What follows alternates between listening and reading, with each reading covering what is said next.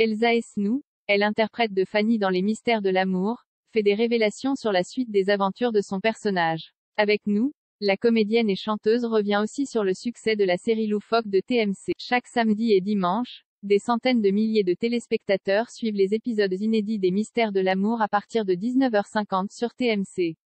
Ici, les fans des Hélène et les garçons suivent la suite des folles aventures de la fameuse bande de la sitcom culte Dab Productions.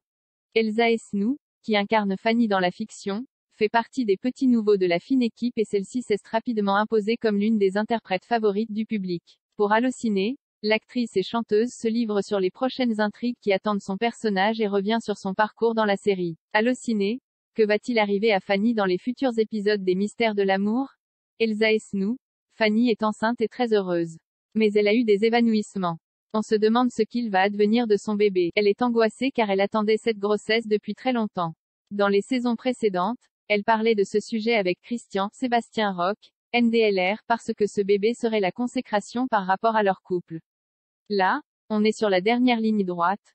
Fanny est enceinte, elle porte l'enfant, elle va l'avoir. Mais tout va-t-il se dérouler comme prévu? Rire, Fanny se montre très protectrice envers John, Richard Pigua, qui fréquente une femme pas très sympathique. Elle est comme ça envers John et Bradley Cole, NDLR, son père biologique. Mais par rapport à son père adoptif, elle se dit que ce qu'il se déroule dans sa vie privée est bizarre. Elle veut en savoir plus sur cette nouvelle compagne.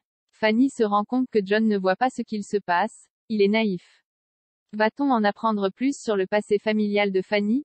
Pour l'instant, je l'ignore. J'aimerais bien qu'on explore cela, effectivement. Tout ce que l'on sait pour le moment, c'est ce que Brad connaissait dans son passé d'autres personnages qui font partie du noyau de la série.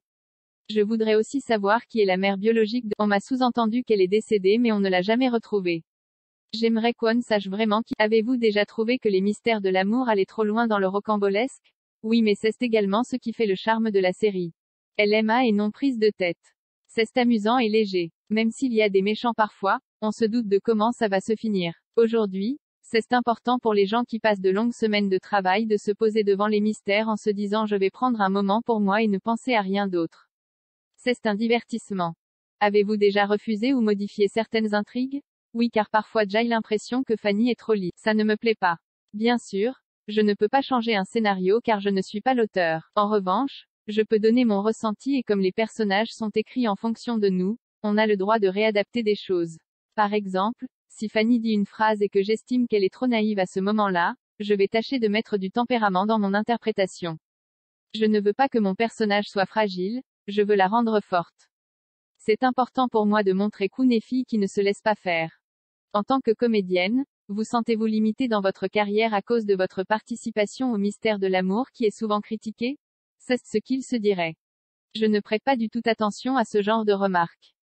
Cette série est à l'antenne depuis des années et tout le monde connaît Hélène et les garçons en France.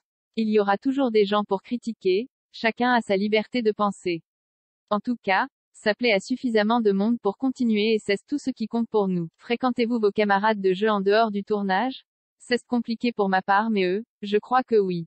Déjà, tout le monde NH habite pas à Paris et moi je suis toujours à droite à gauche entre la promo, les concerts, les dédicaces. C'est donc difficile de se croiser en dehors du tournage puisque je n'ai pas trop le temps. Comment expliquez-vous que Jean-Luc Azoulay, le créateur de la saga, NDLR, ait toujours réussi à faire revenir ses comédiens au fil de toutes ces années?